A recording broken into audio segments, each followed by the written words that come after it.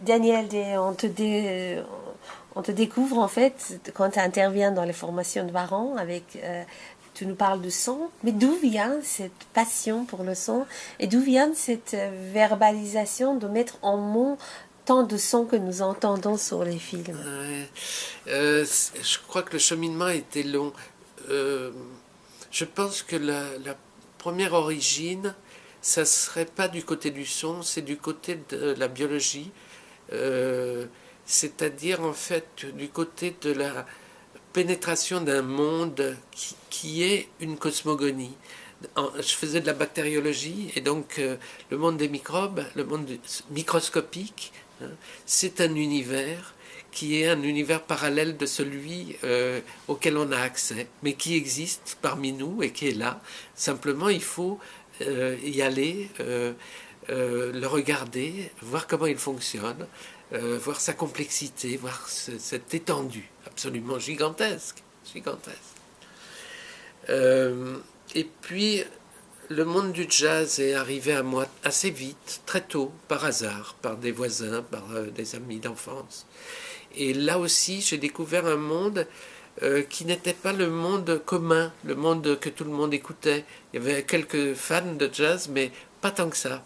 Et j'ai eu l'impression que ce monde inconnu était un véritable univers absolument passionnant.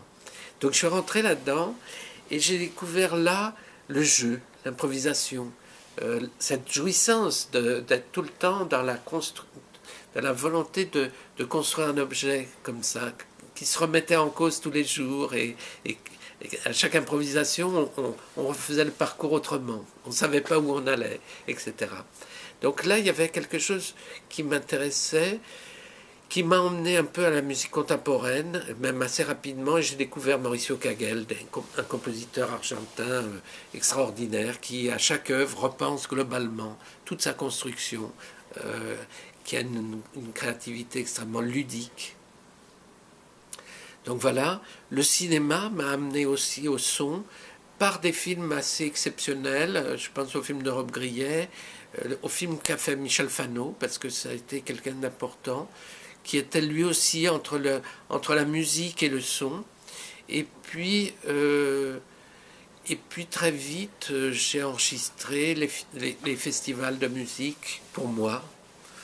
Et puis je suis devenu tellement copain avec les musiciens qui m'ont demandé de les enregistrer, faire des maquettes, et puis peu à peu j'ai enregistré des disques. Puis j'ai travaillé beaucoup pour le théâtre, ce qui m'a emmené aussi dans une autre approche du son, c'est-à-dire repenser l'univers que l'on pouvait placer sur l'onirisme d'un récit. Hein. Chez Beckett, c'est quoi le son qui existe dans le monde de Beckett?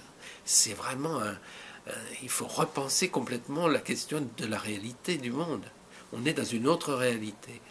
Donc ça nous oblige à aller assez loin dans l'idée de ne pas prélever le son du monde pour le porter sur le théâtre, mais refabriquer le son d'un monde, hein, inventer un monde.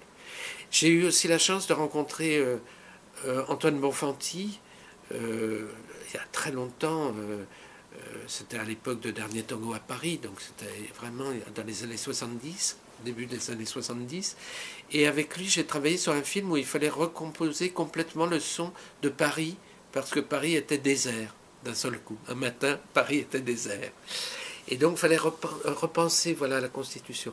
Je crois que tout ça m'a amené non seulement à m'interroger sur le son, mais aussi à me dire que c'était un vrai terrain de jeu, que c'était un vrai terrain propice au développement de l'imaginaire.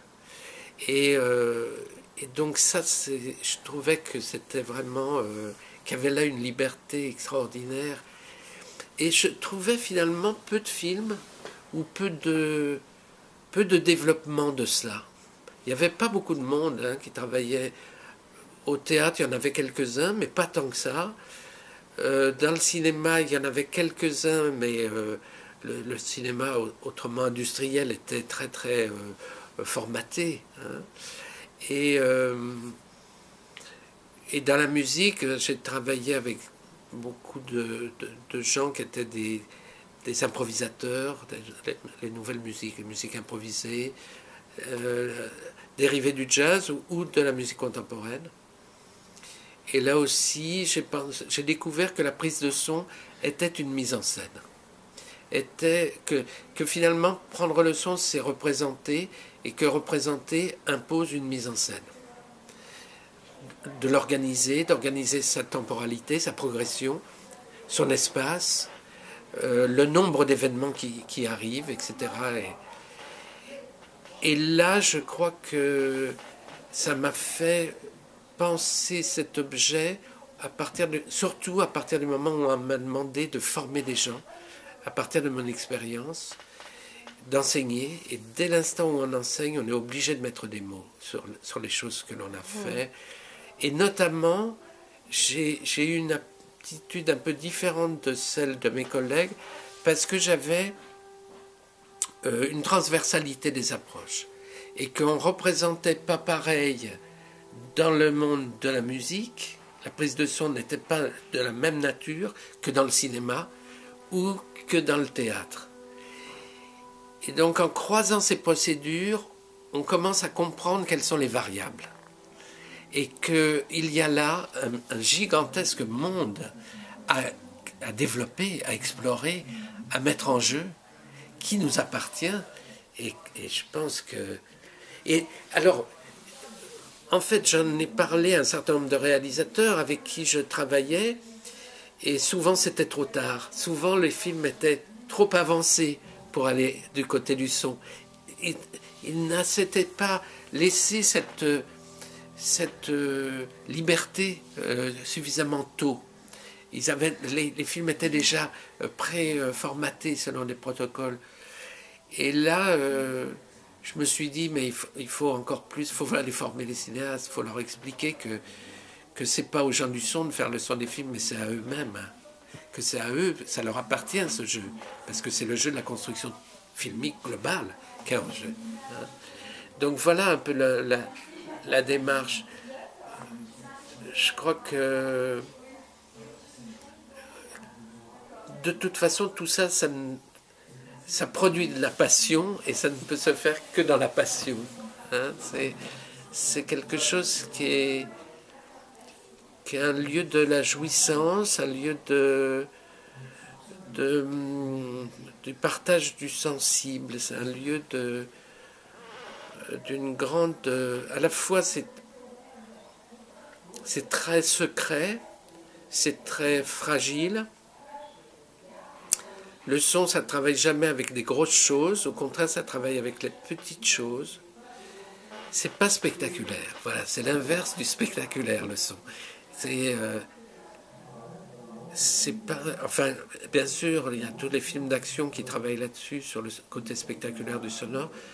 Moi c'est plutôt l'inverse. Je travaillerais plutôt à l'endroit où je retirerais du son et où j'amènerais le son à l'endroit de l'extrême nuance. Ouais.